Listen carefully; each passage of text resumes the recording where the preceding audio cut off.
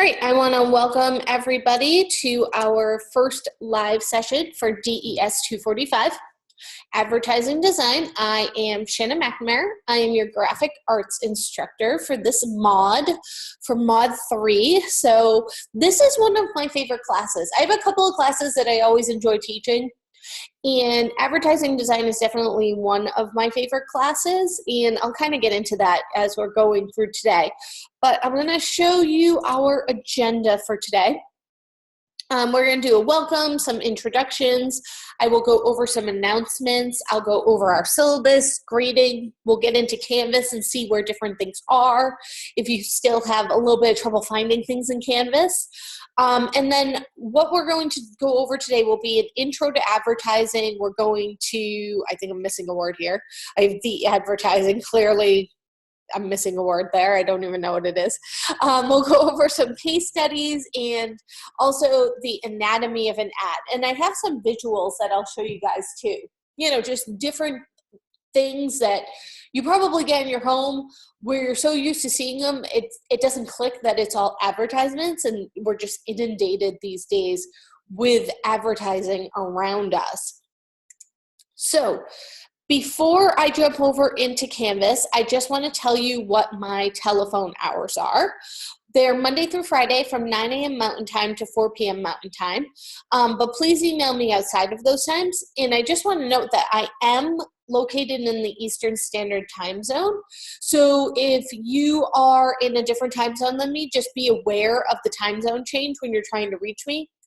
If you are, out in California, and it's 6 p.m. your time, it's 9 p.m. my time. So if you sent me an email and I don't respond right away, that's because I'm 99% sure that I'm already in bed. I am a early to bed, early to rise person. You'll probably notice that you get some early emails from me. That's just because I get up and I get going and get on with my day. So I tend to check all of my emails first thing in the morning, and I also tend to send out a lot of emails first thing in the morning. So I just wanted to make you aware of that when you are, trying to get in touch with me during the course.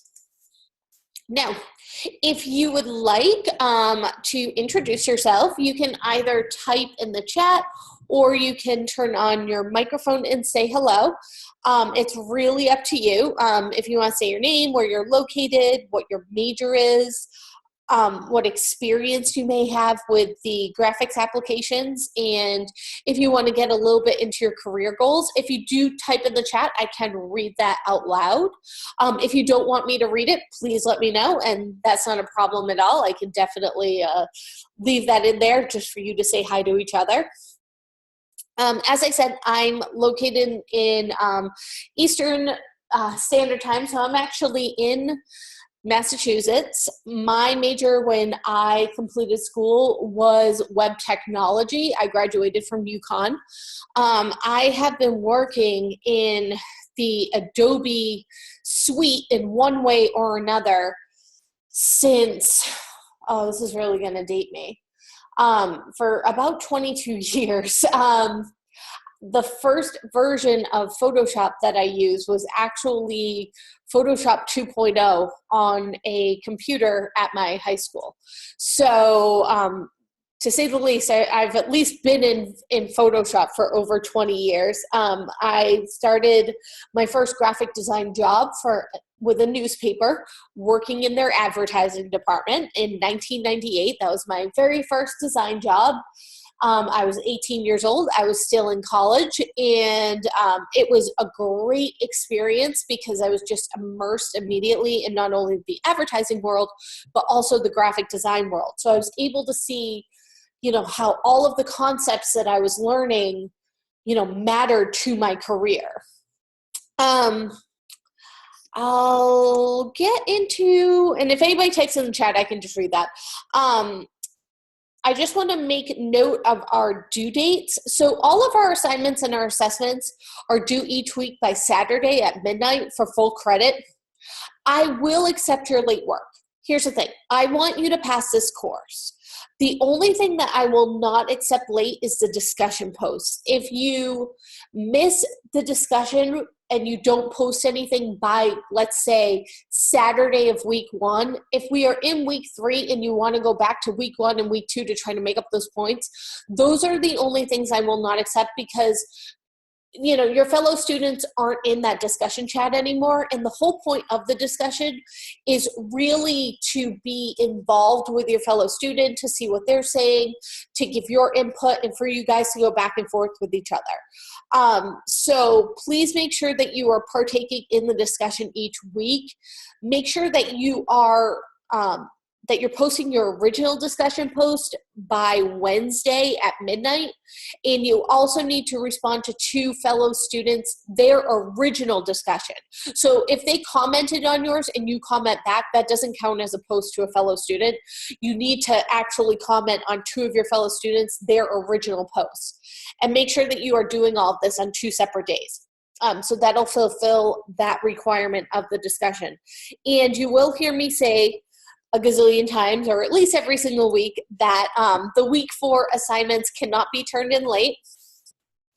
I like to say that the course will turn into a pumpkin and you will not be able to submit. So you'll hear me kind of reiterate this for each of our live sessions, at least until we get up to week 4, and then I will really hammer it home in week 4. So Crystal, you said that you're in Arizona. I actually lived out in Arizona for 5 years, and that you are a graphic design major. You started working in Adobe when you started class in 2016, and you would like to get your bachelor's in web design after your associates. That's awesome. And transfer over to your web development team at work. That's a great goal. That's definitely a great career goal. And there's a lot of the courses that you will be taking are really going to help you to bridge the gap between graphic and web design, because they're so interchanged right now. It used to be when you went to school that you went for either graphic design or you went for kind of computer information sciences. I'm like, am I making that up? not the show. That's CSI. And you learned web that way. So when I first went to school, I only did graphic design, and I actually had to go back to school to get my degree in web as well. So, it's so much easier to go now because you learn it both at the same time. And it really is just interchanged these days. All right, so this is our schedule for this course. Our live sessions are going to be held Monday and Tuesday from 10 a.m. to 12 noon Mountain Time. The reason why I front load our live sessions at the beginning of the week is I want to make sure that I'm giving you ample time during the week to get your assignments done. I like to do in this course my my how-tos and my instructional, how-tos for the assignments on Tuesdays, and I do a lot of the lecturing on Mondays. So that way, we can kind of go over the concepts on Mondays, and then on Tuesdays, we'll look at the assignments and the assessments that are due. If you do need any outside help, the Student Success Center is always open with tutoring available, and remember, there's no appointment necessary. And I think I have one more slide, and then we'll jump over to Canvas for a second. All right, this slide is important. It's basically, and I'm going to turn on my camera for a second, just so I can say hi to you guys in real life. Woo! All right, and almost spilled my water in the process. But this is super important. This is how to succeed in this course. So what we need to do is, and I'm doing this a silly way. Here we go. Now I can read and you can see me at the same time. Number 1. Read the announcements. The announcements contain pertinent information pertaining to this class. I like to give you links. I like to remind you of the schedule. There's just so much that is going on day to day. So I always try to update you and give you information in the announcements. This is the way I communicate with you. Participate in the discussions each week. That's worth 60 points every single week. If you get your post in on time by Wednesday night, if you cite your sources in APA format, and I will provide a link for that in the announcements, and if you respond to 2 of your fellow students. So that's easily 60 points right there. If for some reason you miss the Wednesday deadline for submitting that first post, you're only going to lose 5 points. So make sure that you are still going in there on Thursday or Friday and taking part in that discussion, because 55 points is way better than 0 points. So all the points end up adding up, as I'm sure you are aware when you're taking these courses. All right, complete your assignments on time. If you can submit late work, but it's going to have a 20% deduction, that means that you're starting off with a B. So in order to maintain that 80%, what you're going to need to do is you're going to need to make sure that you haven't missed anything in the assignments. So please make sure that you are submitting your work in on time. Make sure you're doing your daily checkpoints. That's also important. Those add up. I've actually seen students who had gotten a C in weeks 1 through 4 on their assignments, but they did their daily checkpoints every single day and it bumped them up to a B. I've also seen the same happen where a student had a B in the course but was not completing the daily checkpoints every day, and it dropped their average to a C. So those daily checkpoints really do add up when it comes to your grade each mod.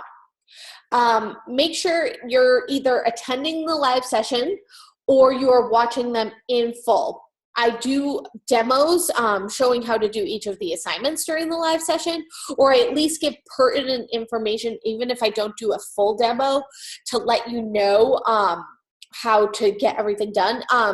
Some courses do have a multi-session. This course does not actually have a multi-session, but I will be available throughout the week, as I said, with my phone hours, and I will try to give everybody a call, especially those students who might be having some difficulty in the class.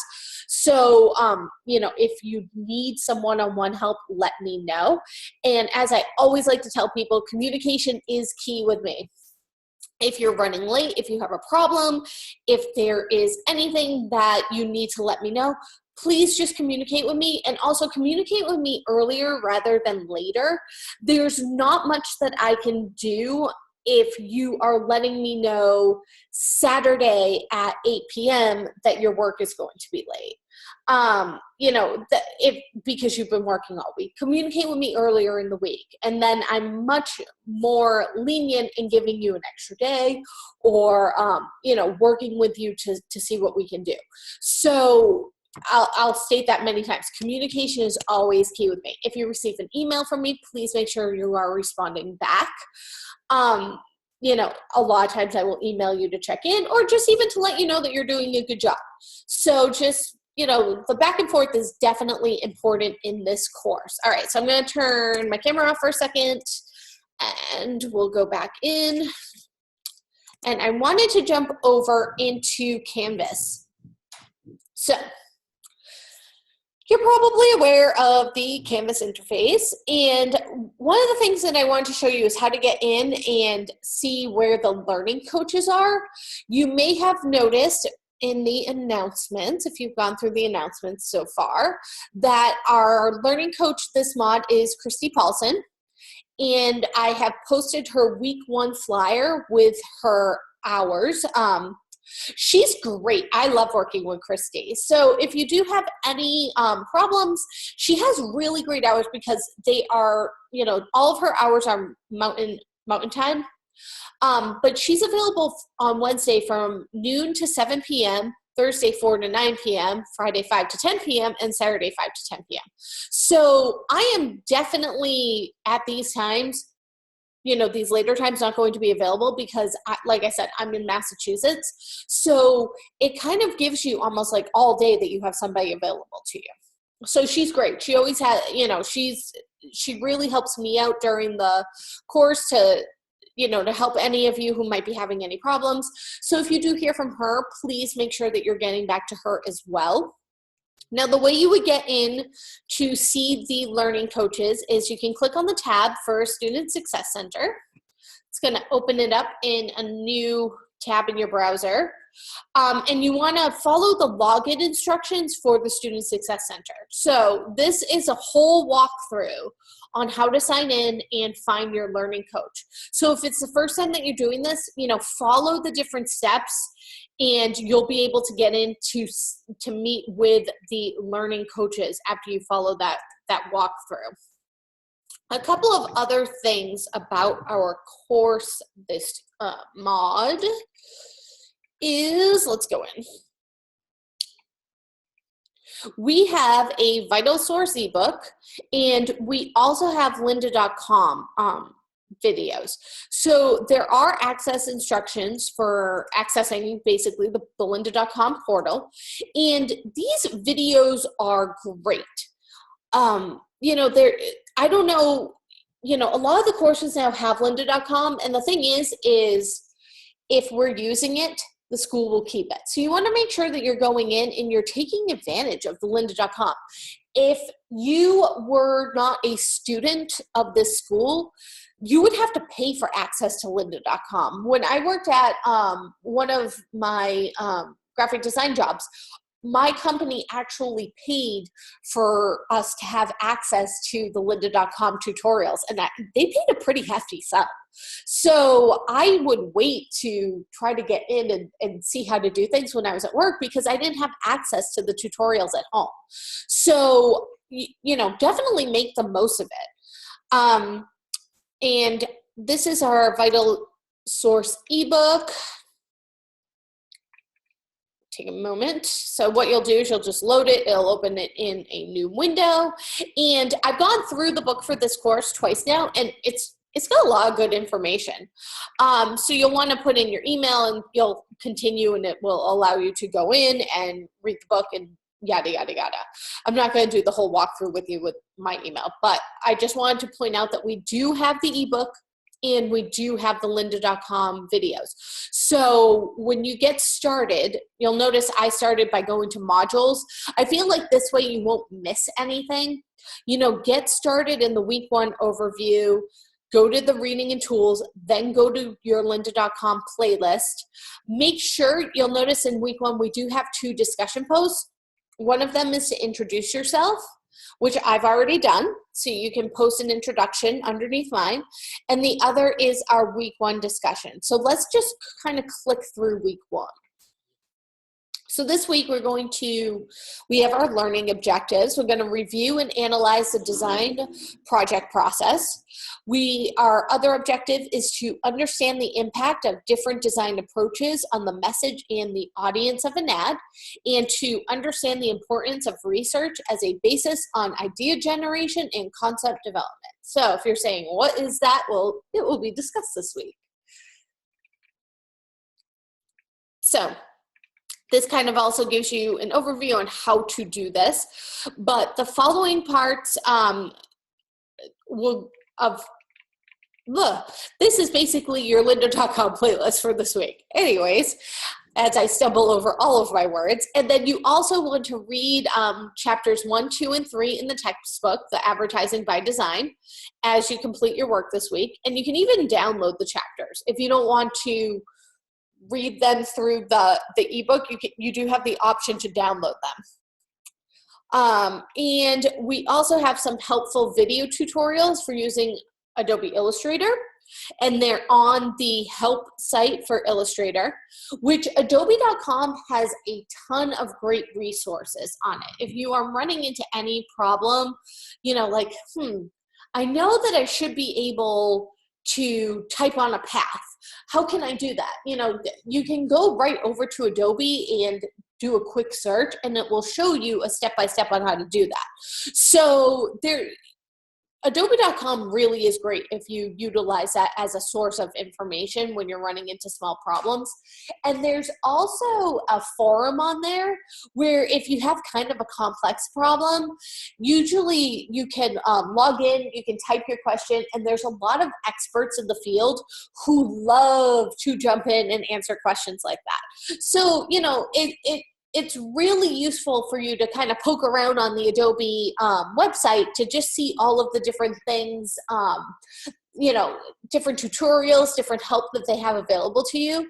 But it's also cool to see like what's in the works with Adobe. You know, there's a reason that you are learning these programs is because it's going to be important to your major in your future career. So it's good to keep yourself up to date on everything that Adobe has going on. And then it does say all videos for the DES 103 course video library can be accessed here. I know we're in 245, but they are similar videos, so also make sure you're watching those. I think the longest video you have to watch this week is literally 11 minutes. So when you put this all together, you know, it's pretty easy to sit there and watch those lynda.com videos. I find that the people who narrate them are really great, and you can pause, you can work along. They also have the transcript that runs off to the side, so if you're not quite sure what the person just said, you can just look at the transcript. So I think that they are a great resource. So what you'll do is just click to load the week 1 lynda.com playlist, and it'll open up in a new tab, and there we are. So everything in a logo must be simple. And what it will do is it will autoplay right through the whole playlist for you. So, and it even shows you, you know, developing a mood board, which is what we need to do this week. So this is a great playlist for week 1. The total duration is 2 hours and 16 minutes. So make sure you're watching the full thing. Don't skip through. You're not, oh, okay. You know, don't skip through. You're just doing yourself a disservice if you do. Definitely make sure that you're watching them in full. And as I said, you know, go into the discussion post for introducing yourself and say hello to your class. Oh, okay, not a problem, Crystal. You know, make sure you just say hi. Let me know a little bit about you. Let your other fellow students know a little bit about you. At this point, once you get into the level 200 classes, you're probably seeing some familiar faces. So it's good to, you know, say hello. You know, if you notice that you're taking a class with somebody you've taken a class before, that's always cool. I completed my degree for UConn online. So, it was, you know, it was really great because I saw a lot of the same faces from time to time in my classes. So, you know, when you've been going to school, especially if you go for a couple of years with the same people, I always think it's really cool to see them again and to watch their projects as they progress. So that was something that I really enjoyed, you know, when I had familiar faces in my online classes, because we don't actually get together face to face. So, you know, it's always cool to see some of the same names. Some of you may have had a course with me in the past. I always like when I recognize somebody that I've had before. I'm like, hey, I remember you. Like, glad I'm having a class with you again. So, you know, it's definitely cool. And one of the best ways to get to know each other is to go into the introduction discussion and say hello. And our week 1 discussion. So again, this is due by Saturday at 11:59 p.m. It's worth 60 points. What you're going to be doing this week is you want to visit the case studies section of the advertising agency Landor Associates. So I'll open that up for you. And the link's going to bring you right to their case studies. And what we're going to do is you're going to choose one case and answer the following questions. Please do not just copy and paste the text on the website. Rather, I want you to read things over and actually put your answers into your own words. So the first thing you're going to do is, you know, you'll pick a case. So you can kind of scroll down. You'll notice as you scroll, their website's really cool. They have a couple of different cases. You can look at Tennis Australia. You can look at putting a human face to addiction. There used to be more here. Oh, The World of Tomorrow, Why the Boat. So these are all different case studies on different things that they have done. Trend Watch 2017, that'd probably be a cool one. And then again, Tennis Australia, Changing the Game, or Revolutionizing the Way We Manage Brands.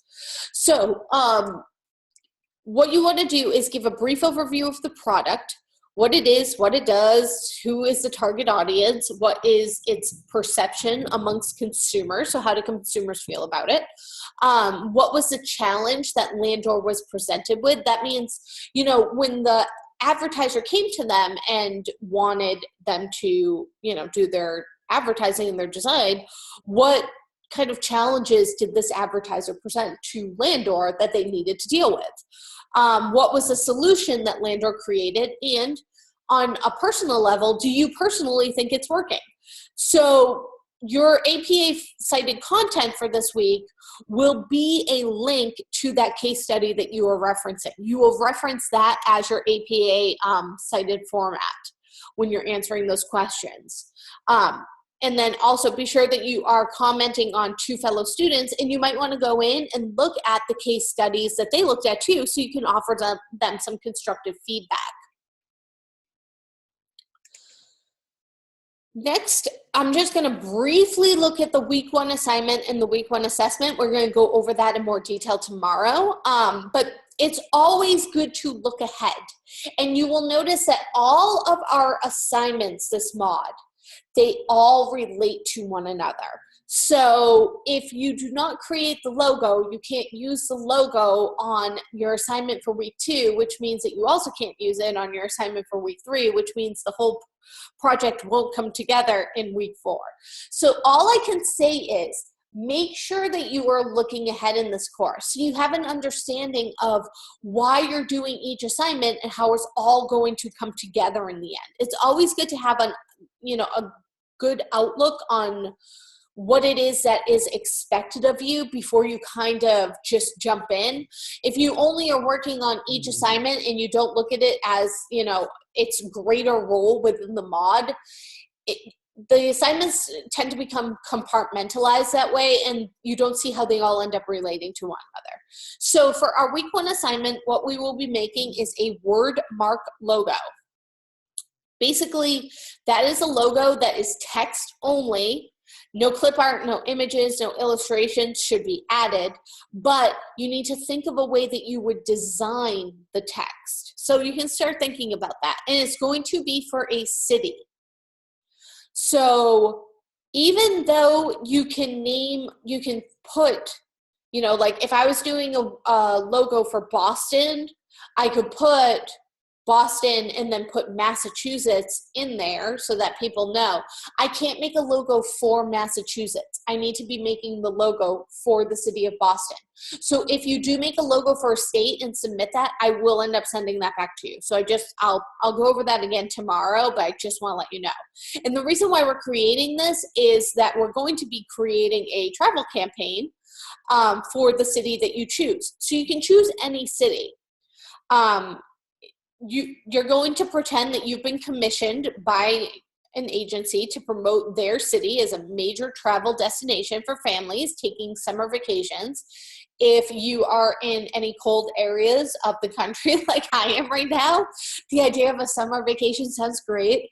And then in this class, we'll be working each week to create a different part of that advertising campaign. So before we can start the campaign, we need to have a logo for it. So it makes sense that this is our first, assignment.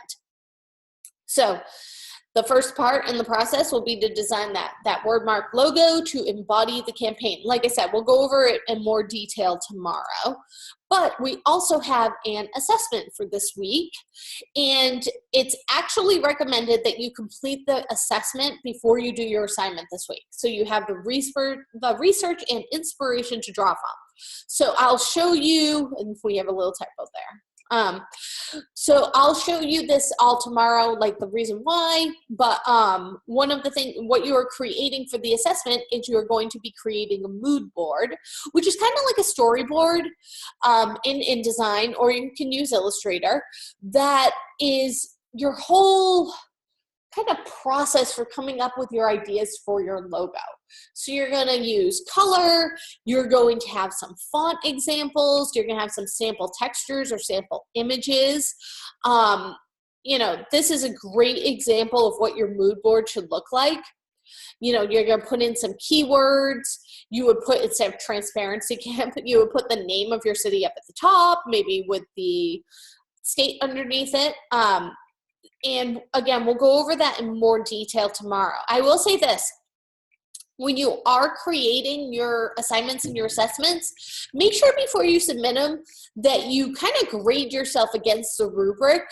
The rubric is what I'm going to be grading off of.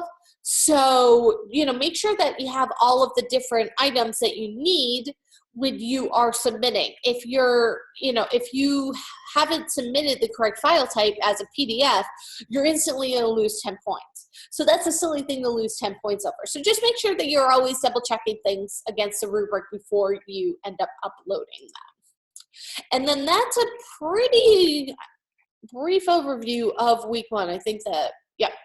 So that takes us through week one. So we've got a lot going on this week, but it's not, they're fun assignments and they're relevant assignments to what you will be doing when you become a graphic designer. So it's super important to really, you can make some great portfolio pieces in this class. So, take the time, don't rush, and make sure that you are kind of hitting all of the marks for each of your assignments this week, because, I'm sure I remember when I was starting out and I was trying to put a portfolio together, it was like, man, I don't know what to put in here for pieces. I don't feel like I have a lot of stuff. So a lot of it was school related items. So I had to make sure that I was picking the best of the best items, because I'm trying to get a job and there's a lot of competition out there. So you really want to make sure you're putting your all into it, because you're just helping yourself by doing it that way. Doing the best work that you can. All right. So back into my presentation this week, and I'm just going to bump this out into a full screen so we can see a little bit better for people who are watching at home. So what is advertising? Well, I went to, I just went to the dictionary and basically found the noun for advertising. And it's the activity or profession of producing advertisements for commercial products or services. And then I have a little quote there that says, movie audiences are receptive to advertising, which is probably true. How many times have you been sitting in a movie? And I don't go to the movies very often because I hate sitting and watching movies with people talking behind me. It drives me bananas. But when I do go, we all love to go for the previews and see what's coming next. And previews are just another form of advertising. And we all decide, within that 1 to 2 minutes of that preview, whether or not we will go see that movie or not. And we are the judge and jury of that movie while we are sitting next to our friends or our family watching the previews before the movie starts. And we make a lot of, snap decisions right there. I'm going to see this. Next Star Wars, totally going to see it. Movie audiences really are receptive to advertising. So why do companies advertise? To sell products, but also for brand recognition. Just think of all of the brands that you buy just due to brand recognition, not because of a particular advertisement that you saw, but just because you recognize that brand, and because you recognize it so easily, you consider it to be a good brand, whether or not it is. Just the brand recognition itself. I mean, many people buy Nikes, and the reason they buy Nikes is due to brand recognition. And that has in part to do with the marketing of Nike and how they market it to consumers.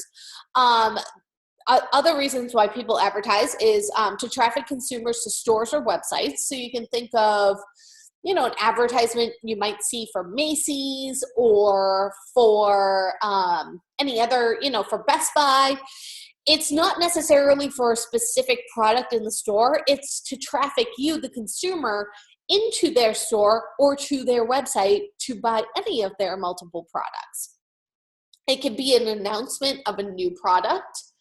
I'm trying to think of, Apple's good for this. Every time that there's a new iPhone, there's always a very glossy advertising campaign that is run online, on TV, in magazines. And then we just ended a political season and there was nothing, I'm sure, like a lot of us, you probably stayed away from certain channels or, turned off the TV altogether with the amount of political ads that were on the TV. So, by the end of the campaign, I was watching nothing but the Hallmark Channel because it had Christmas movies on and I was so over watching political ads. Those are some of the reasons why people advertise. And there are different types of advertising. There's your public service announcements, your cause advertising, and your commercial advertising. So your public service announcements or those PSAs, I don't feel like there's a ton of them on TV anymore. Back when I was growing up in the 80s, the one that I still remember to this day was the Don't Do Drugs campaign. And it was the skillet on the stovetop with the egg, and the announcer said, "This is your brain," holding the egg, and then cracked it in the pan and said, "This is your brain on drugs. Any questions?" That was a PSA. And those are advertisements that seek to further the common good. And most of us who grew up during that generation completely remember that ad campaign because that means that it was obviously a very successful ad campaign. If 30 years later, I can still vividly see it in my head. And I can see the entire, commercial as it plays out. So, definitely a good campaign. Then we have cause advertising. So those raise funds for nonprofits on social issues, and it runs in paid media sites. So those could be, your American Cancer Foundation, any animal, what am I thinking of? The Sarah McLachlan ads that you've seen. Those are cause advertising campaigns. Then we have our commercial advertising. So those are the ones you're probably the most familiar with. Those promote brands, commodities, and brands and commodities by informing consumers. So they can be business to business, so from one company to another, or they can be trade advertising, which are consumer product advertising intended not for the consumer, but for the various entities and people who influence the consumers. And then I thought that this was a really cool advertisement that I found. It's for thermal and sound insulation. So, picture this being the baby's room. Maybe this is the outside, and you put together a life-size baby, which I'm a kid of the 80s and 90s, so I found that to be very funny and tongue-in-cheek when I saw it. So where do we see advertising? And I kind of have another show and tell that we'll go over after this slide. But we see advertising like literally everywhere. In TVs and movies, there's commercials, there's coming attractions. But even when you're watching a TV show or you're watching a movie, think of the amount of product placement that ends up in a movie. If somebody is drinking a can of Coke and the label is turned directly at the camera and you can see the word Coke running down the can, that is not an accident. That is advertising. On our cell phones, whether we're playing games, we're visiting the web, we're on social media, we are inundated with ads. We get direct mail. Those are the flyers, envelopes, postcards that are mailed to your house or business. In newsprint, so those can be newspapers, magazines, or bulletins. On social media, so that can be on the computer or your phone. Laced within your news feed on Facebook is tons of ads, tons of companies who are using Facebook to advertise their company. the same can be said for Twitter and Instagram. And they've even moved on. I don't have Snapchat. I'm not a Snapchat person, but they've even moved on to Snapchat where, tons of advertisers, they want to be where the eyes are, and the eyes are on social media these days. And then we have billboards. You can't drive down the street or highway without seeing a billboard for something. And a lot of them are even now animated or HD billboards, which are pretty crazy to see. So I'm just going to close it up for a second. And I've moved to a different seat, so I'm not sitting right on top of the camera this time. And I just wanted to show you an example of some advertisements. So what I did was I literally went through what I had on my counter that came in the mail this week. I have my coupon flyer, my Smart Source magazine coupon flyer. And even though these are coupons that you use to get dollars off, everything else, each one of them is an ad. Let's look. I can save $1 on 3 boxes of fruit by the foot or roll-ups, if anybody still eats those these days. But right next to the coupon, I have a little ad that goes along with it. The same for the Fiber One bars and granola, Nature Valley granola cups. Remember when Nature Valley was just like really wholesome and good for you granola bars? Now here's a ton of sugar. But, so you flip through any of these, and every single coupon, how it's designed, is still an advertisement. And I know, because I used to design coupons for a living. I designed coupons for almost 7 years for a company called Supercoops. And we made these type of flyers. They were the ones that went in the envelope, but, each one was considered an ad. Even though it had a coupon attached to it, it was still considered an advertisement, especially by the customer. And, they were very specific about their design. They were very specific about their color scheme, their branding, their marketing. I mean, it's a big business.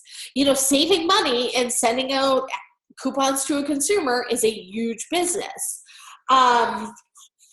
And there's premium space. This is premium space for advertisement. The front of this, of the Smart Source magazine. This Texas Pete, they actually have really good hot sauce. They paid a lot more than somebody who is located, inside 10 pages in, for their placement within this magazine. So, there's a lot of advertising dollars that are spent on coupons. Next up I had, this is an advertisement for a local grocery store called Market Basket, which if you're in New England, they're awesome. And all of their sales for this week. This is an advertisement. I have a friend who used to design these and said that putting these together was a nightmare, but, good money. Just look at all of the pages. Whoops, lost one of my magazines. Look at all the pages. Each of these, you have to go in, you have to get the right product, image. You need to design it. Each part of the page is designed a specific way. And there are, there's a reason why companies end up in your flyer. They work with the grocery stores. It's not, nothing is to chance, basically, when it comes to advertising. And then I have, I have a Crutchfield magazine, which my husband is a big fan of anything tech, anything audio, anything expensive, basically. So you may not think that there's a ton of advertising in something like this because it's all products that they sell through Crutchfield, but you would be surprised. And this is one of the examples that I want to show you. It's, what's hot now. And there's a list of, I guess with 7 for each page. I was going to say it's probably 10, but it's 7 for each page. These companies, 9 out of 10 times, pay to be on these lists.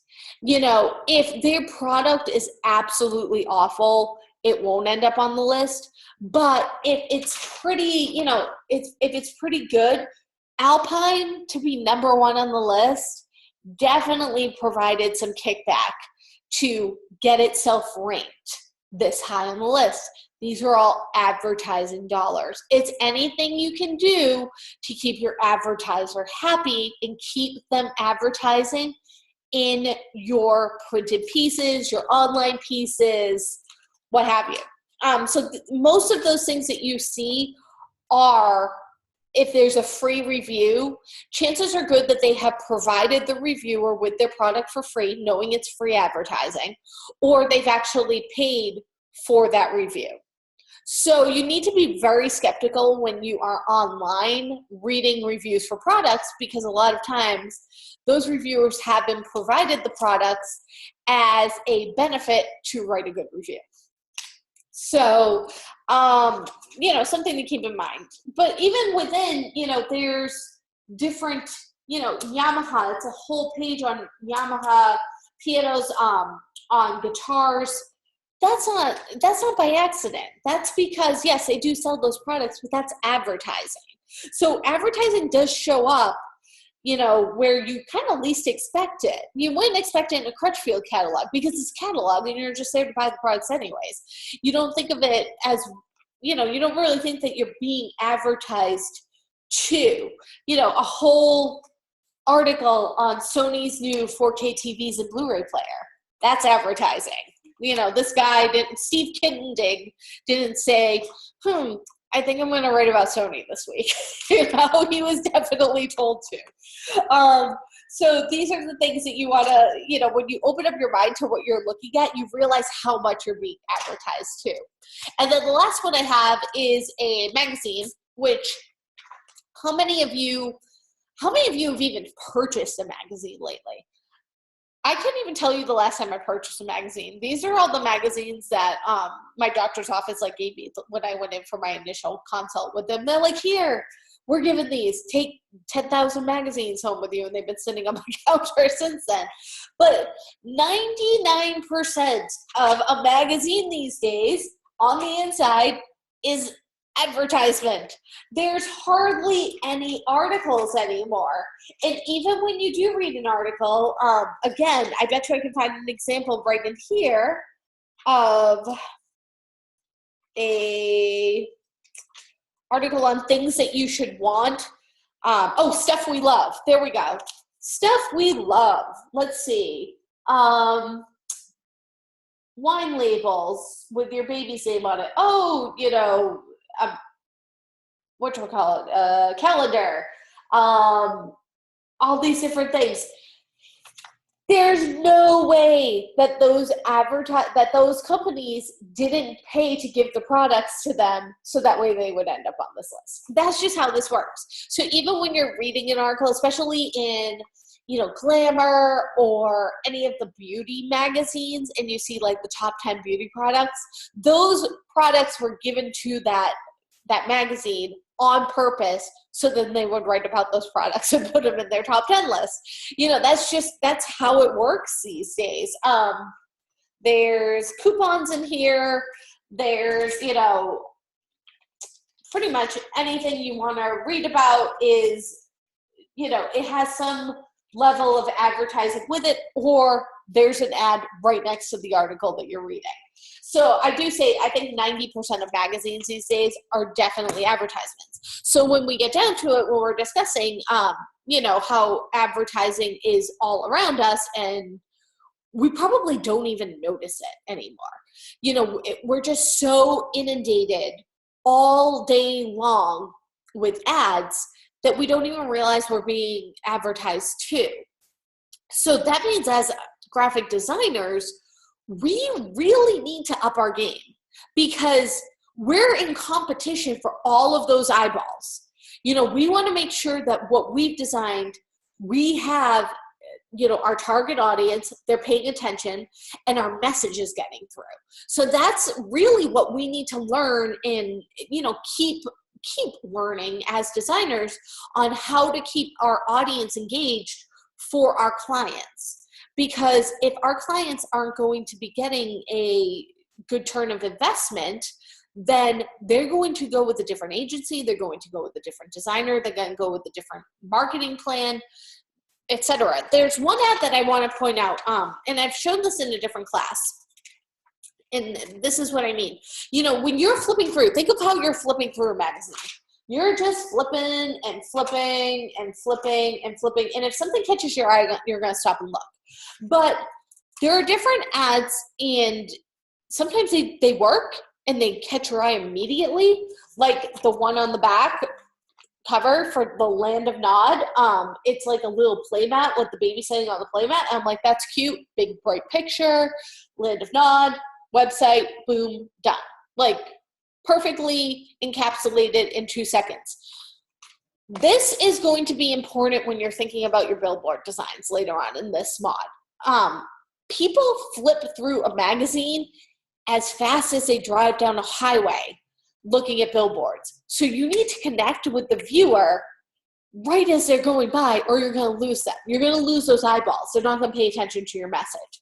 So this is one of those ads, because I had to actually stop, look at each ad before I, presented this and try to figure out which ones were good, which ones weren't. And this is one that really, I think, missed the mark. It's a nice looking ad, as you can see. But here's the thing. The color's nice. It's got a nice silhouette going on. The text is nicely designed, but it's for a mattress company. And nothing about this tells me that as I'm flipping through a magazine going 55 miles an hour. So these are the things you want to think about when you're thinking about images and things like that you're choosing for your ads, because I would have missed this if I was looking for an ad that I didn't think worked within the magazine and came across their ad. Other ads completely stop me, oh, this one stops me. It's for baby food. There's the product. There's a happy baby. Boom. The message has been sent. This is for Target. All right, so we've got all the different stuff that they have. Great. Message has been sent. So these are the things that you really need to think about when you are creating your ads, and you want to think about how much advertising is out there and why you need to make sure that you're connecting immediately to your viewer, because if they don't get it right away, they're not going to take the time to try to get it. So this is something that we'll be going over a lot in this mod. All right, so back to our presentation.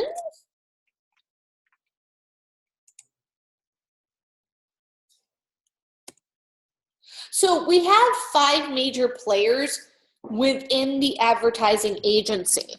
So we have our advertisers, and those can be marketing or advertising departments.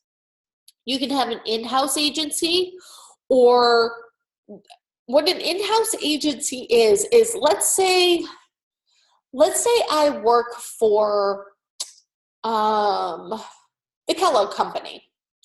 And instead of sending out their design work to an ad agency, they might have an in-house agency with a couple of graphic designers on staff who are going to take care of, their different ads that they want to place, maybe product design, package design, logos they need to come up with, all of those things. So there's some pros and cons to that.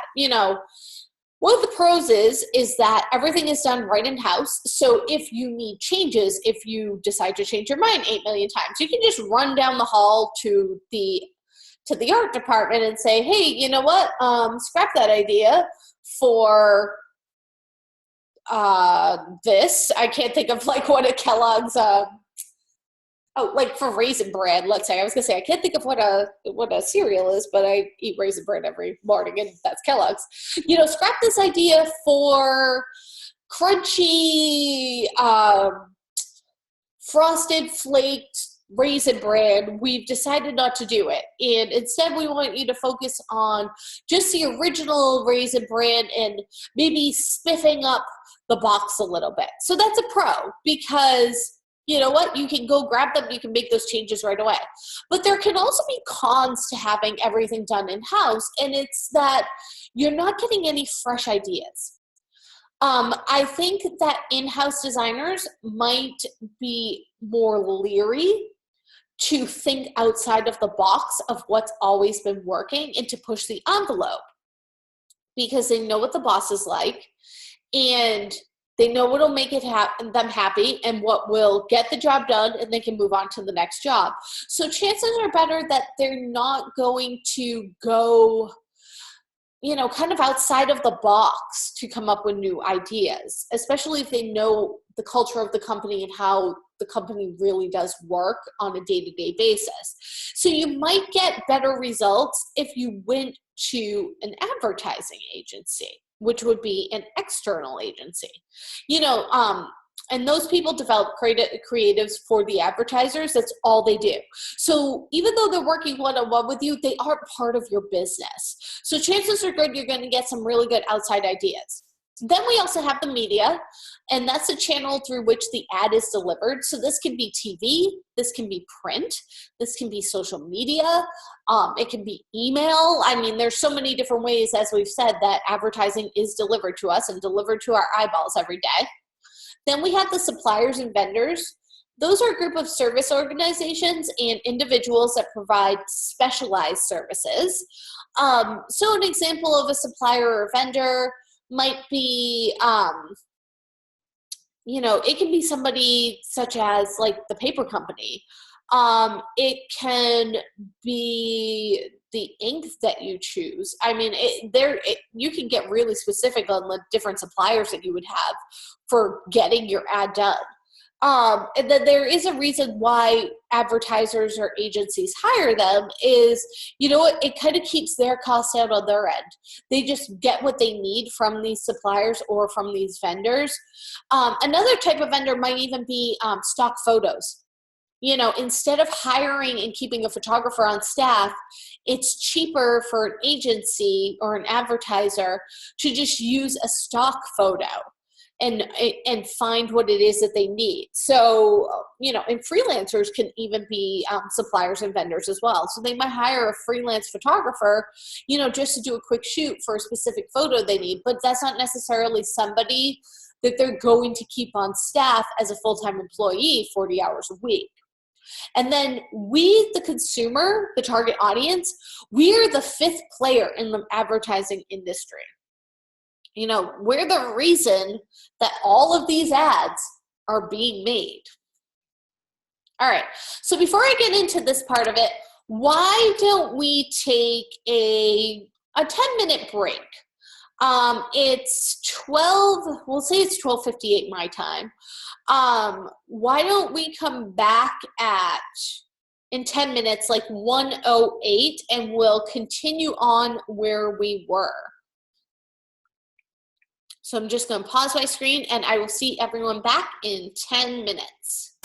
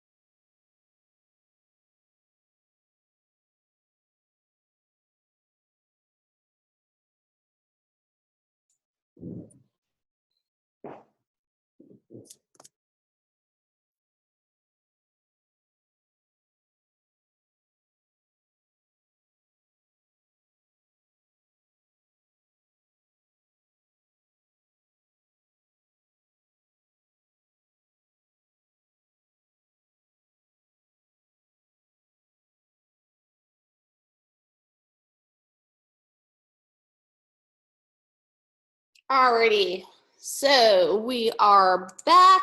Hopefully everybody's back. All right, we'll jump back into where we got started. I kind of wanted to take the break before I got into this part of it. So most of you are probably familiar with the show Mad Men.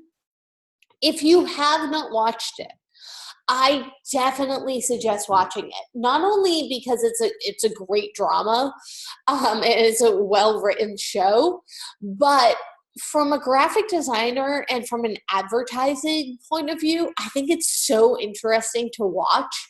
And it really is based on not one particular designer and not one particular agency, but just the overall vibe of what was actually going on in advertising during the 1960s.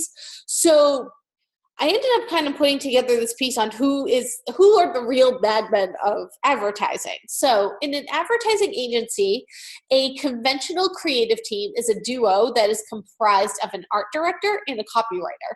And this model was Bill Bernbach's brainchild. This worked well throughout the 1950s and the 1960s, which was known as advertising's creative revolution. And that's because there was so many great advertisements that came out during this time. However, advertising teams might look very differently today. Some agencies prefer interdisciplinary creative teams or brand teams with several additional members, which might include an account manager, an information technology or an IT expert, an interactive designer, a UX UI person, a marketing expert, among others. So depending upon the kind of project, there may be several creative leads, including creative, technology, user experience, or account lead. So here are some great ads from that time period. And one of them is actually one of the most revolutionary ads of the 1960s. And it is the Volkswagen ad. So let me just, before I get into the Volkswagen ad, what I want to do is I'm going to just kind of blow this one up for a second so we can take a look.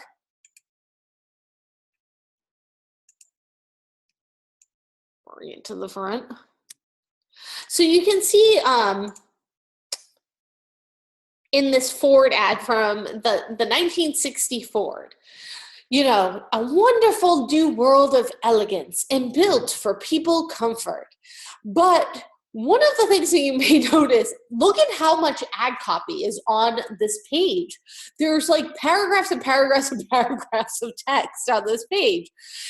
Instead of what would now be reduced to bullet points, which I personally think is the way to go, because nobody's going to read all of this. Instead, they would get into very lengthy discussions in their ads back then because so many people, they weren't as inundated with advertising in their face back in 1960 as we are today. People sat on the train and they read the newspaper on their way into work, or they, got up in the morning and had the paper with their coffee while they had their breakfast. And it was like a much slower pace than we have today. So there was time to go and read 4 columns of advertising text, and there was a good chance that somebody was going to sit there and read about it. But everything in this ad is about all of the great things that this car will do. It's easier to get in and out of. It has a full range visibility, which means safer and more comfortable driving. It has full width comfort, great shoulder, hip, and leg room, and they show it with the 3 football players sitting in the back seat. Roomy, low-level trunk for easy loading. The 1964 brings you a new viewpoint in styling. Yeah, very, very stylish, as you can see. So that was, one ad that kind of stood out. Then we have this Pontiac ad. Make this one a little bit bigger. And bring that to the front. And at the same time, the Pontiac ad, it's still pretty wordy, but we have, instead of, this double spread, which was 2 pages, like a center spread of a magazine. This one you can tell is clearly 1 page.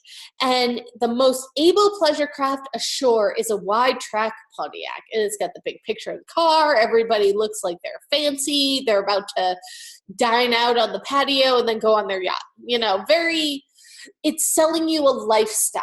If you have this car, you fit into this very specific lifestyle, and that is what people will think of you. And this was kind of the start of that, like keeping up with the Joneses. You know, not just having a car for transportation, but having a car as a status symbol. So, you know, and we do know, we Americans, we love to have things based on what we're perceived to look like when we have them, you know? So, Pontiac, you know, they realized that way back in the day. So that was that advertisement. But here we have the Volkswagen ad campaign, which was completely revolutionary. And this is one of the best ads that's ever been created. All it shows is the picture of the Volkswagen Bug, which people didn't know a lot of, and the word lemon, which, what do you think of when you think of a car and you call it a lemon? You think like this car does not work. That is your perception. And basically, that's what this, you know, this ad is basically talking about. And if you actually, I'll read you the ad copy for this ad. It says, "This Volkswagen missed the boat. The chrome strip on the glove compartment is blemished and must be replaced. Chances are you wouldn't have noticed it. Inspector Kurt Kroner did. There are 3,389 men at our Wolfsburg factory with only one job: to inspect Volkswagens at each stage of production. 13,000 Volkswagens are produced daily. There are more inspectors." Wait a minute, what does that say? I can't see that number. 3,000 Volkswagens, not 13,000. 3,000 Volkswagens are produced daily. There are more inspectors than cars. Every shock absorber is tested. Spot checking won't do. Every windshield is scanned. VWs have been rejected for surface scratches barely visible to the eye. Final inspection is really something. VW inspectors run each car off the line onto the function something ICOR best. That's all in German. I can't read it. No, up to 189 checkpoints. Gun ahead of the automatic brake stand and say no to one VW out of 50. This preoccupation with detail means the VW lasts longer. It requires less maintenance by and large than other cars. It also means a used Volkswagen depreciates less than any other car. We pluck the lemons, you get the plums. So the misconception about a Volkswagen back then was that, you know, compared to this ginormous Ford, this big Pontiac, you had this little Volkswagen, it has to be a piece of crap. Like that was the general perception of these cars, and Volkswagen knew it. They didn't want to admit it, but they knew it. But the advertising agency that was, you know, doing their ads, they also knew it, and they were willing to make that into the campaign. So, you know, these are basically, you know, that was really groundbreaking at the time. And they ran with it. Like, they really owned all of the misconceptions regarding the Volkswagen Bug in their ad campaigns during the 1960s. So they have it as a wind-up car with the "Isn't It So?" That winding key you've been seeing on some Volkswagens is not standard equipment. It's put there by proud Volkswagen owners who go around telling their friends that they get 40 miles in one winding. So, and then we have the lemon ad. We have the "It's ugly, but it gets you there" with the Volkswagen logo. And then, you know, the trip to the moon basically being referenced, which was obviously a sense of, you know, United States pride. Then we have "If you run out of gas, it's easy to push." So it basically took all of the misconceptions about Volkswagen, all of the things that other companies would say were negatives about this car, and they completely spun it on its head and turned it into a very successful advertising campaign. Even this one, the green fender came off of 58, the blue hood came off of 59, the beige fender came off of 64, the turquoise door came off of 62. Most VW parts are interchangeable from one year to the next. That's why parts are so easy to get. Our car, the movie star. And then this one will crack me up too. The 51, the 52, 53, 54, 55, 56, 57, 58, 59, 60, and 61 Volkswagen. It's exactly the same. Like, we're not changing it. It works. We're sticking to it. If you expect something like new or revolutionary each year, you're not going to get it, but you're going to get a good solid car. And let me tell you how much this advertising campaign worked. This advertising in the 1960s in the 1970s worked so well that my grandfather insisted on only buying my mother Volkswagen Beetles. That is all my mother had throughout high school, and when she was in her early 20s was Volkswagen Beetles. She said that the heat never worked in them, but you know what? She got great gas mileage.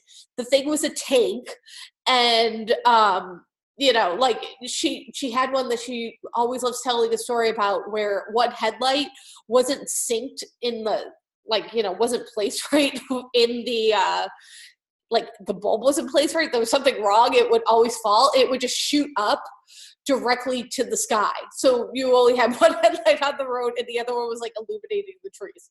But, my grandfather stood behind getting her these Volkswagens. Obviously the campaign changed minds because he drove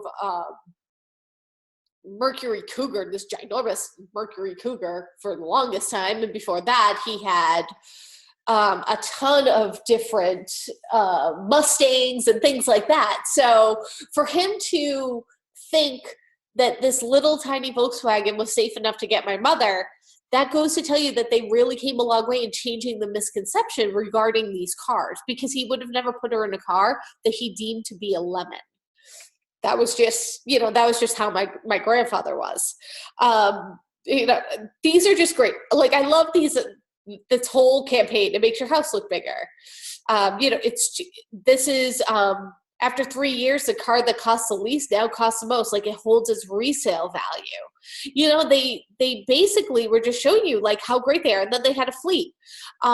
They had the station wagon. They had the bus. I mean, to this day, people still seek out Volkswagen buses, the old Volkswagen buses from the 1960s, because it became such a cult icon.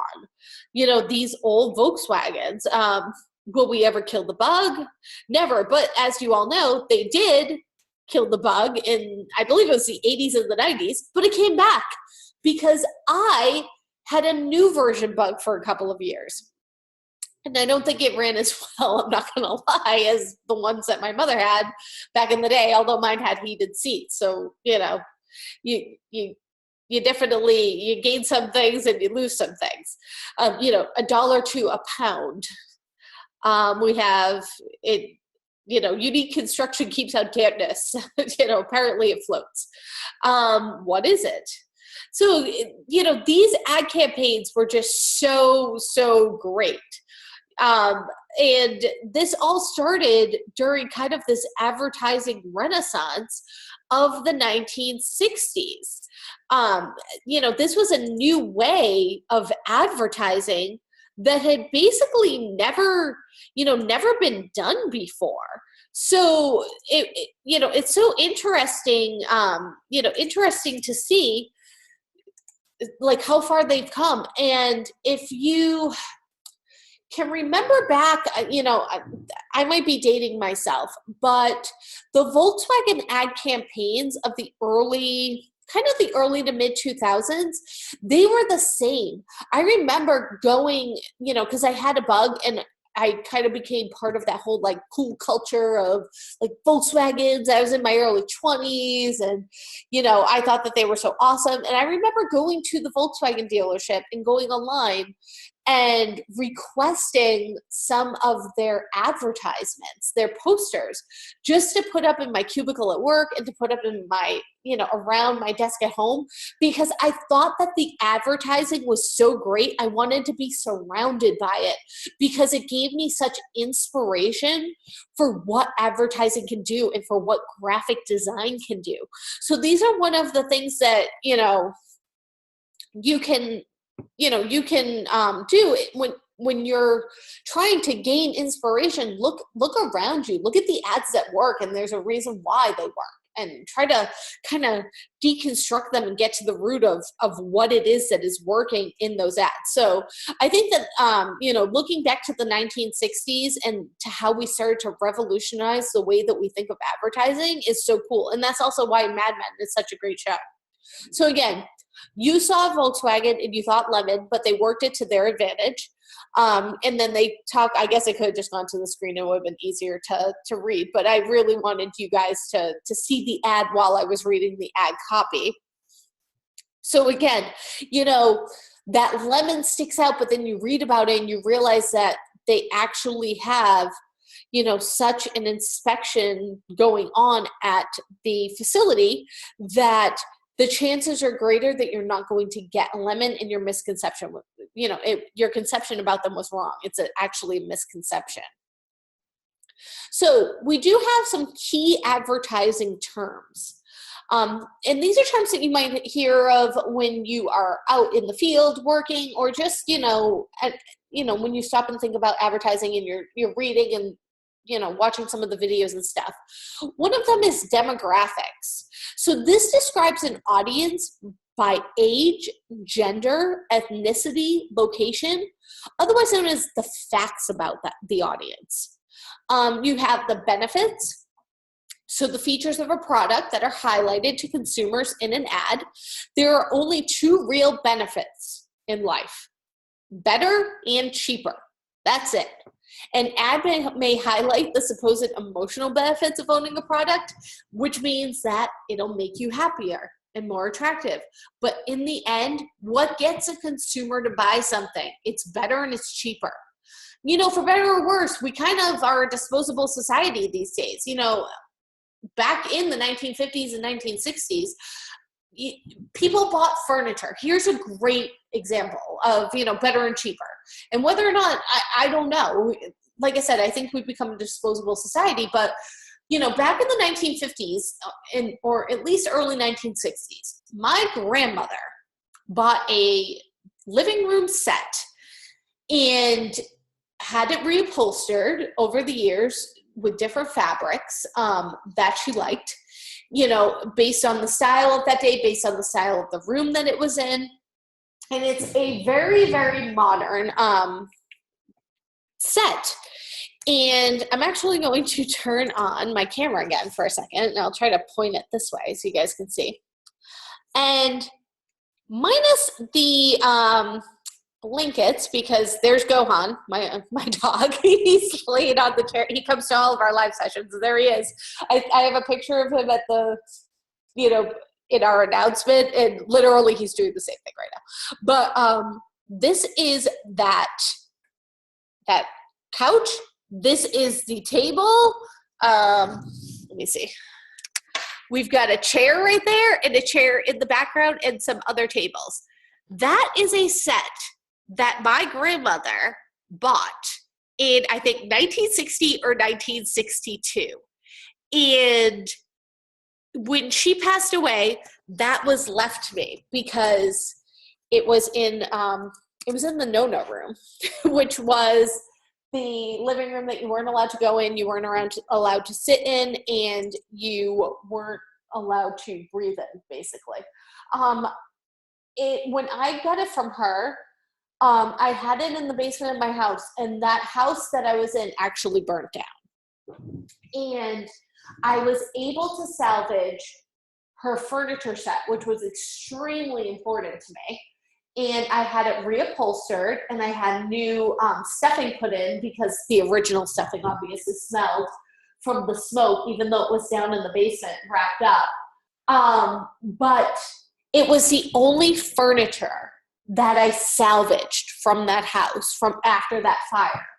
And not only was it because, it was a connection to my grandmother, but it is so well made. That is the original frame, that is the original wood, that is still on the furniture. All they have done is add new foam padding and reupholstered it. So things were made, obviously, so much better back then. But now we buy furniture, and the furniture we may buy for our living room, we may keep it 5-10 years, but it's disposable. I had a set that I bought, 5 years before. It would have never occurred to me to take that set out of that house and reupholster it and put it in my house that I have now.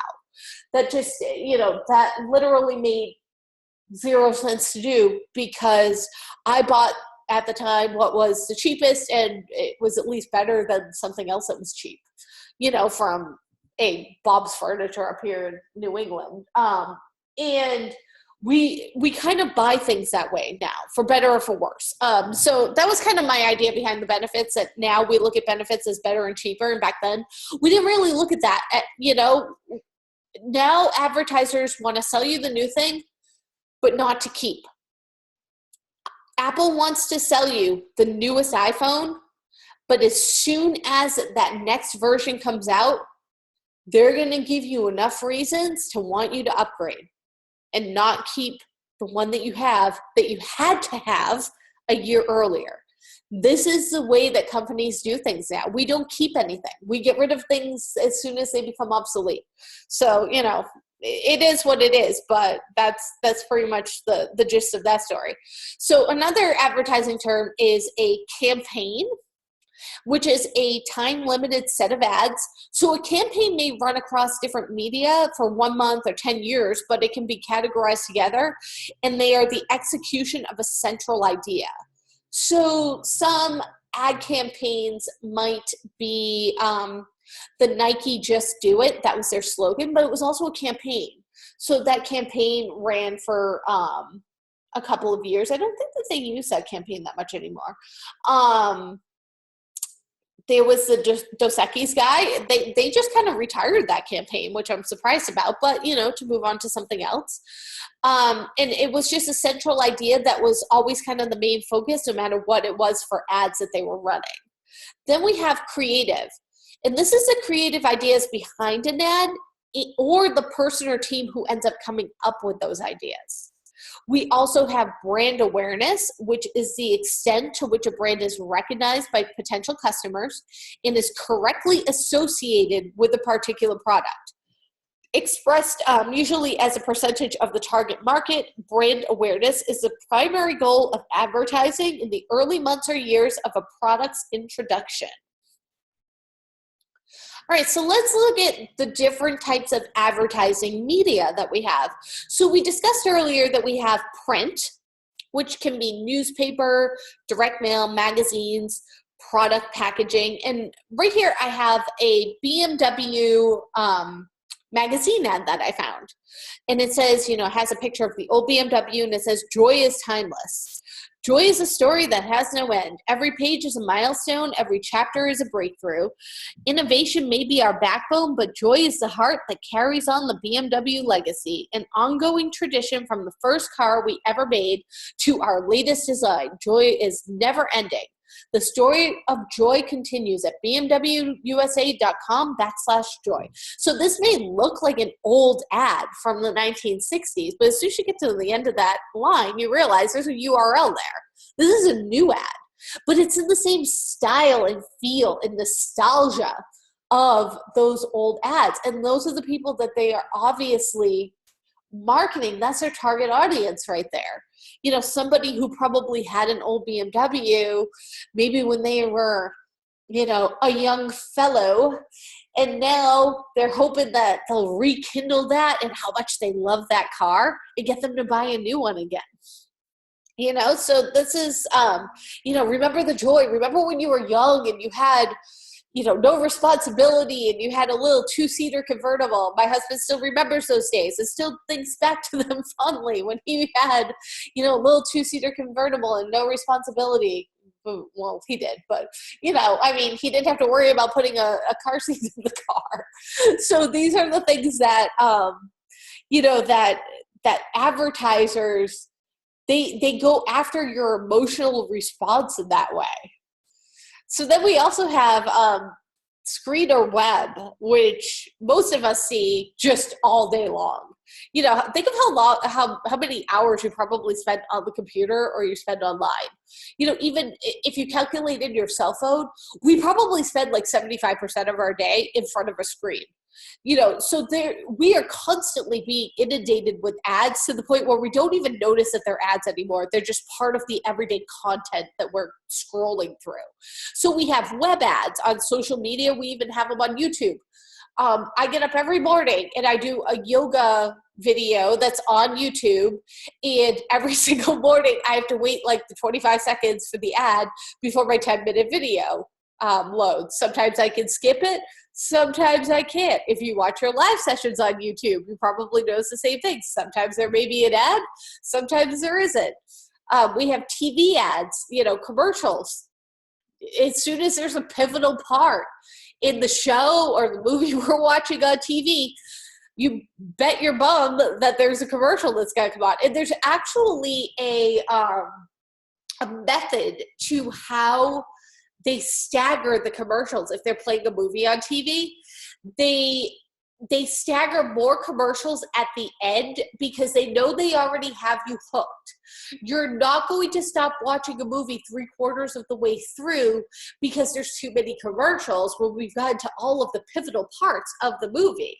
They'll let you go a full 20 minutes at the beginning of the movie before they play that first commercial, because the commercial, if it breaks too soon, you might lose interest and just change the channel and not come back.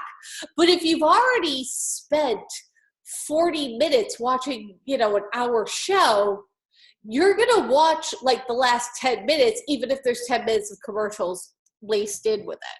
They know that they've got you at that point. And that's also why, advertisers hate on-demand, they hate Netflix, they hate all of that because they aren't advertising to us. I was reading a study that kids now who are growing up in households where their parents have gotten rid of cable, just for cost savings, basically. And I have a couple of friends that have done this.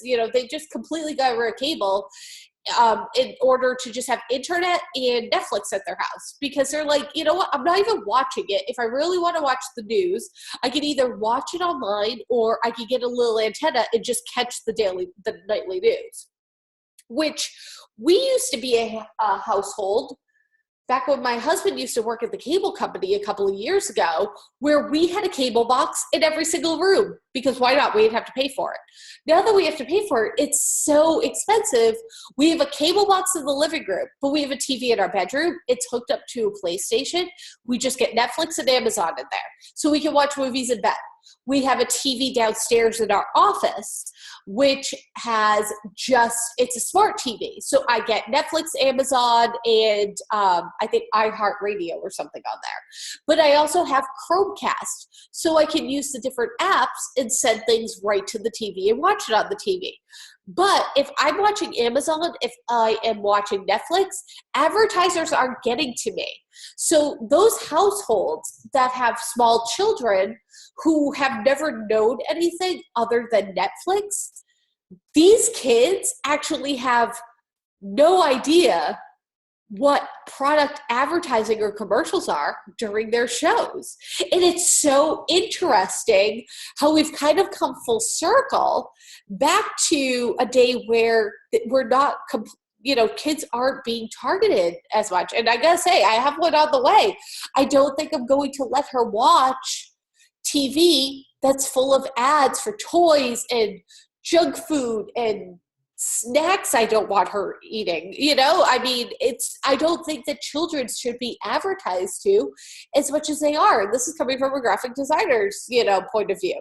I think it's good to be so much that it's all white noise. And that's why as designers, we really need to, think about how we are putting together these ads so we stand out from the crowd.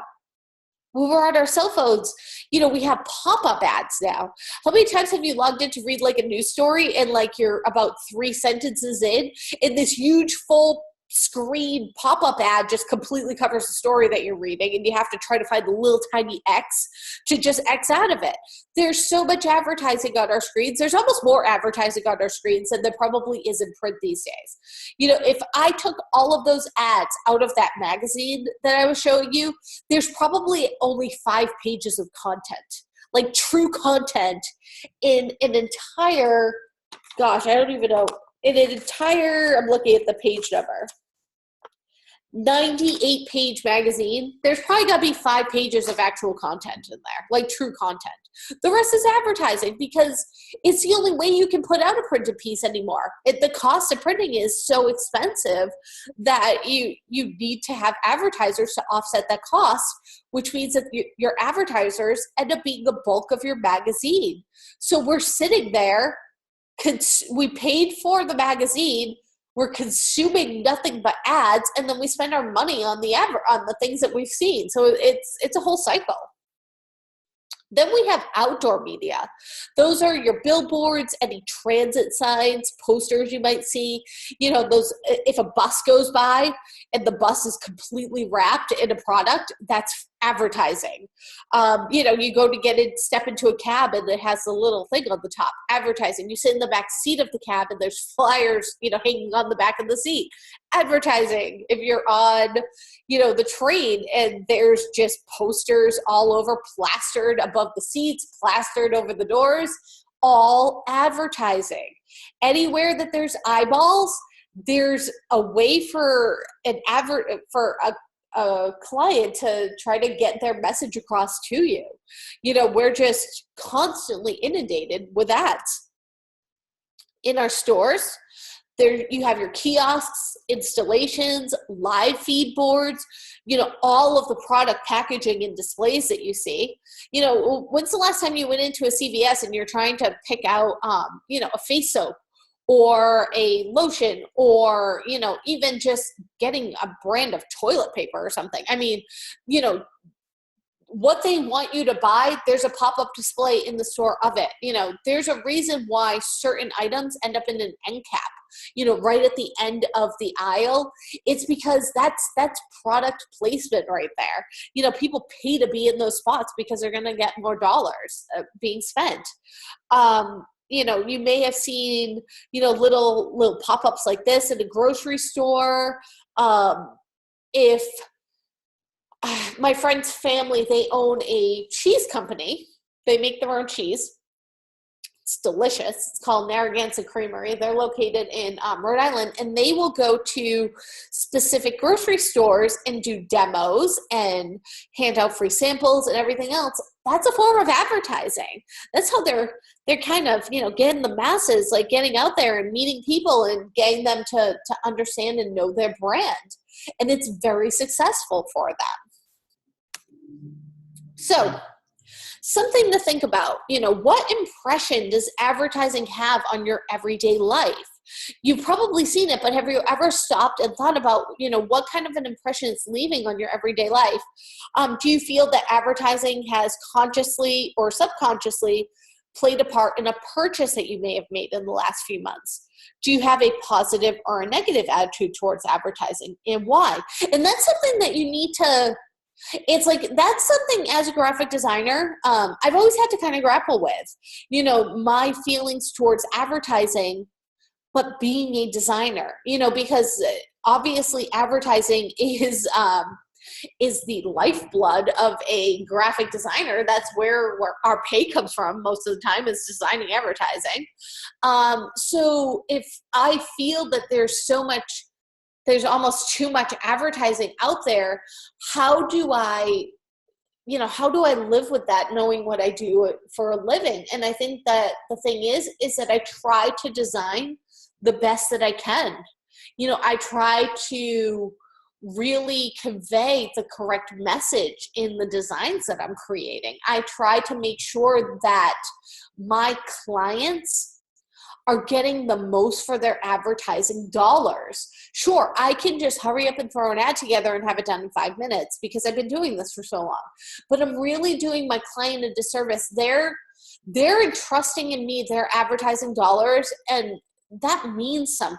I need to make sure that I am, giving them the best return on their investment. Advertising is an investment. And as far as, advertising playing a part in a purchase that I've made in the last couple of months, I'm currently putting together a baby registry. This is a great example. And other than talking to other moms that I know, when trying to put this together, I also am relying on, reading ads and reading reviews and seeing what other people are saying about products. And I'm not going to lie, sometimes if I see something a lot, I tend to fall into that trap too. Like, oh, well, I see that everybody seems to use the Swaddlers, diaper. So maybe that's a good one. Maybe I should, put one of those on my registry and people will buy me some of those diapers. I mean, like, it's so, you do tend to fall into the trap. I mean, I bought, just the other day, I bought a box of strawberry Cheerios, which I'd never seen before, but they were in an end cap and they looked delicious, and they are delicious. I will say that. But, that's kind of falling prey to advertising. It made me make a purchase in just last week. And my impression is, as far as advertising on my everyday life, I feel somewhat conflicted every time I go to my mailbox and it's chock full of advertisements. That's a lot of paper.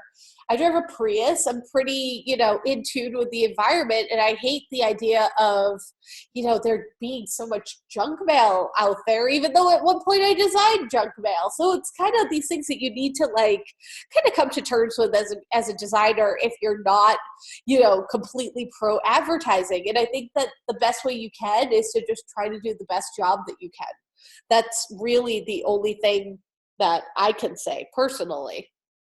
So we have our ad campaign, which an advertising campaign is a series of advertisement messages that share a single idea and theme, which make up an integrated marketing communication, or an IMC. So advertising campaigns appear in different media channels across a specific time frame that often need to be very clearly defined. Modern advertising campaigns often combine multiple online and offline channels, such as online social media, TV, or OOH media, out-of-home advertising, branded packaging, advertisements you might see in a newspaper or posters.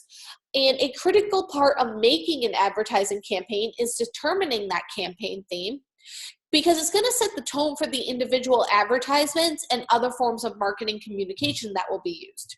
So the campaign theme is a central message that will be communicated in the promotional activities. The campaign themes are usually developed with the intention of being used for a substantial period, but many of them end up being short-lived due to factors such as it being ineffective, marketing conditions changing, or competition in the marketplace and marketing mixing up.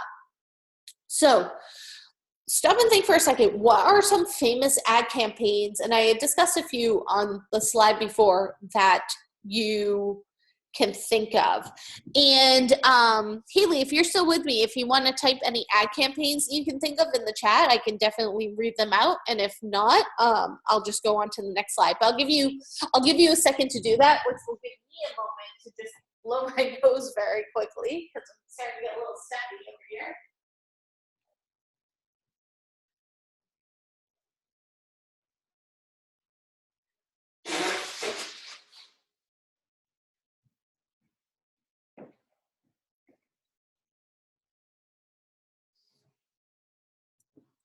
And hopefully everybody who's watching at home, you've thought up some famous ad campaigns that you've seen recently.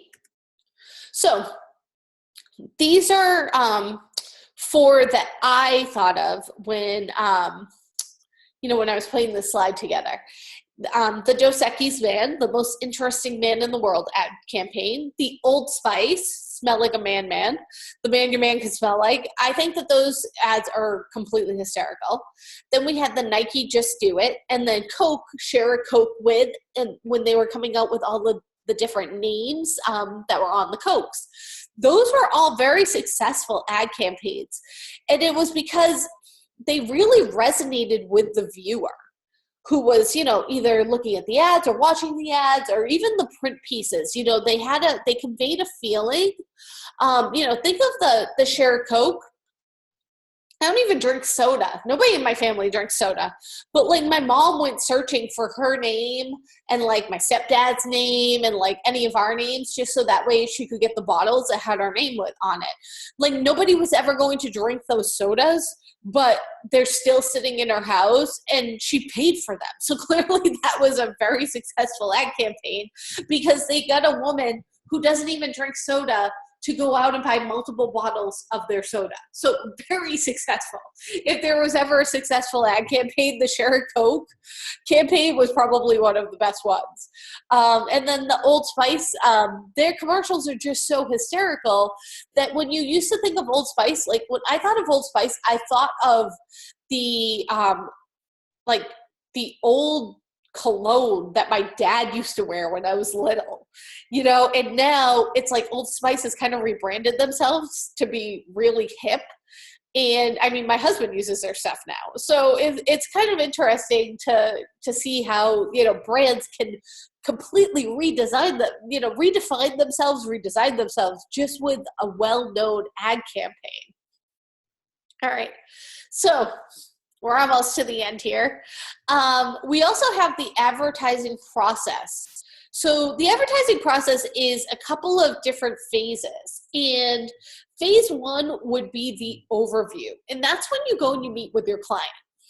So at this point, you're not designing anything at this point. You're really just meeting with your client to discuss and determine things. You want to discuss the project goals and objectives, learn about the client's business or organization, their product, their services, or their group. You want to determine who the audience is. And think about that. That's probably one of the most important parts of this entire process, because if you don't know who you are advertising to, how are you going to be able to design a campaign around them? And you also want to analyze the competition.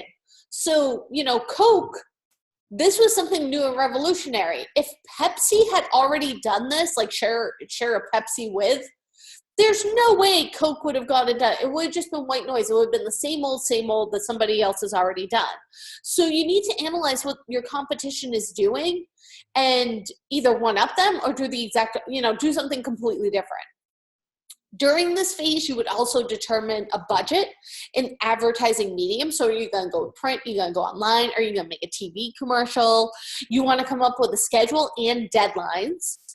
And you also want to come up with other parameters that will be integral to the success of your campaign. So that can be a multitude of different things. Next, you have your strategy. So that's where you develop the direction of your solution. So in this step, you would examine, assess, discover, plan, and also create your creative brief. So if you'll notice, in this step, we're still not designing. We're not even conceptualizing the design in this step. So creative brief is actually a strategic plan. It's like a map that both the client and the design firm or advertising agency agree upon. It's a written document outlining and strategizing a design project. It is also called a design brief or a creative work plan. Most briefs are made up of questions and answers, a handy format of the objectives of the project, the design context, and the audience. The brief becomes a strategic plan for implementing objectives and a written standard against which creative solutions can be measured. The client and creative professionals can go back to the brief for guidance, or designers can use it to support their concepts or solutions. Next, we have phase 3, ideas. All right, so this is where we start to get the creative juices flowing, our ideas step. This can be actually, even for creatives, like, graphic designers, this really can be one of the more challenging steps. It's like, putting that pen to that blank piece of paper first. Whoops. Where do you start? So to formulate an idea, that necessitates research, analysis, interpretation, inference, and reflective and creative thinking. So you really need to, start to research your company, get to know, do some analysis, like interpret things, based on that audience that we were talking about. There's so many different things that you need to think of when you start coming up with these ideas. And next, we design. So the idea is articulated in visual form. Now, this is usually the part where we as designers come in if we aren't part of the entire process. So think of all of these things that took place before, ad copy may have made it to our desk as a graphic designer. Like all of these different things had to take place first, where we may have been part of that team, but we may also not have been part of that team.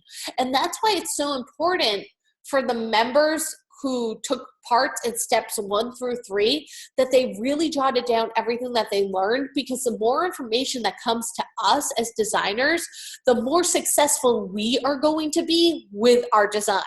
So during this phase, most designers start working by thinking with a pencil in hand.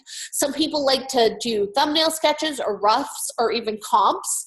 I'd like to set up like a couple of, sometimes I do sketches, but sometimes I even like to do my sketches in InDesign or in Illustrator, where I just come up with, like, I block out where I think things should go. I put in some dummy text, and I, kind of come up with an overall theme and a feel of what I feel the ad should look like, based on, whatever my deadline might be and whatever the client is.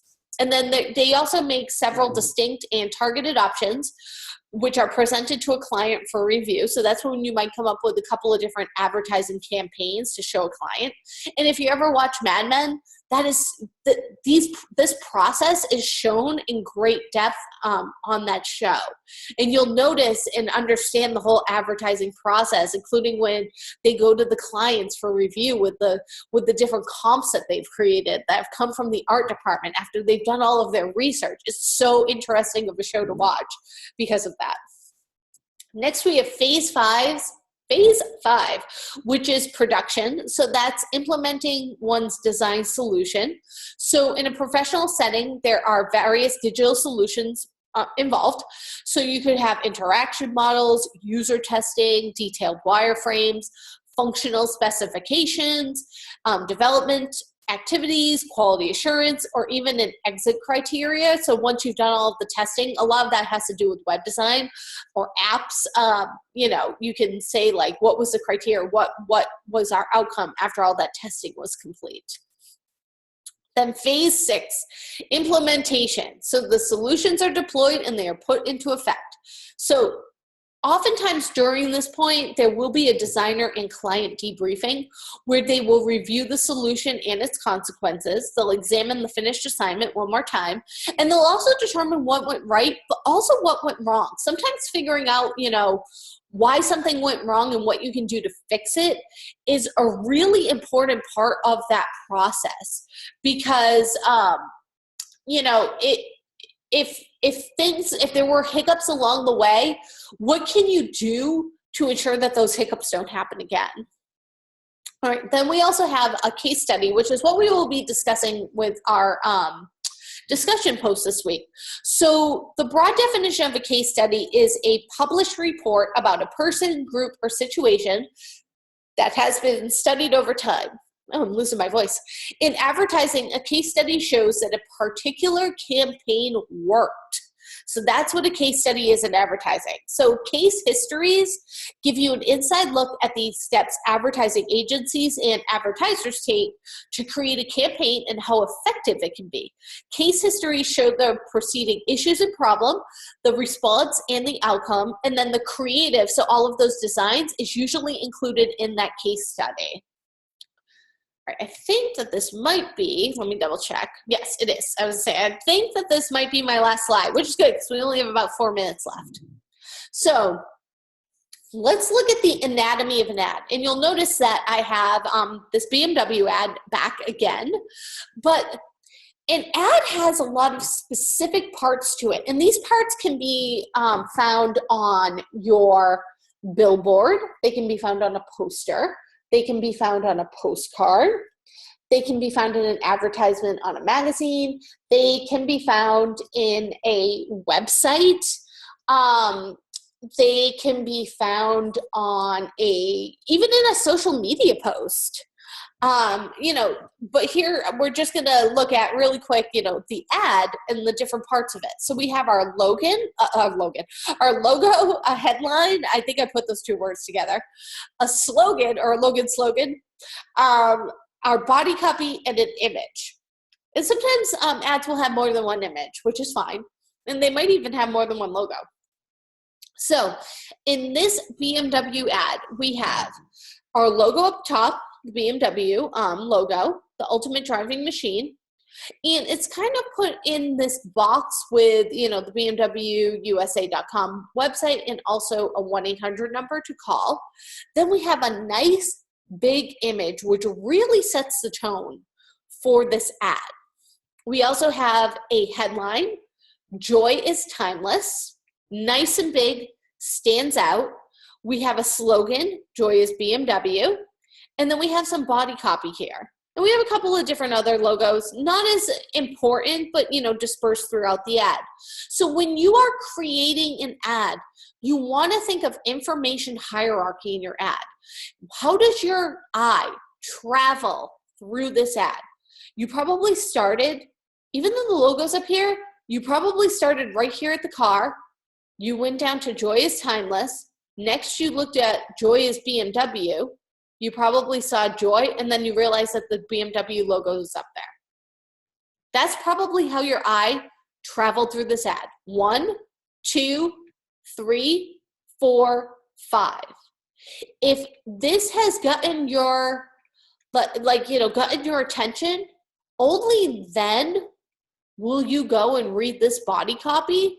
If you're still intrigued, maybe then will you read this other even smaller body copy down here. So think of hierarchy when you're designing those ads. What is going to draw the eyeballs in, and how is the eye going to go around your page? That is so important to the placement of elements on your page. I can't even begin to tell you. So the anatomy and the breakdown of the ad, it's so important to look at the different pieces, understand how they work together, and understand how they will make your advertisement more successful based on their placement, based on their hierarchy, and based on how your eye is going to travel through that ad. All right, so that is the end of our presentation for today. I want to thank everybody who has watched and or came today. I will be having our second live session tomorrow at 10 a.m. Mountain Standard Time. So if you can come to that, please do. And we will be going over the assignment and the assessment for this week. If you can, try to get in there and maybe get that discussion post out of the way early today. Also, make sure that you're doing your daily checkpoint for today. And I hope to see everybody tomorrow. And I hope you have a great day. All right. Talk to you later.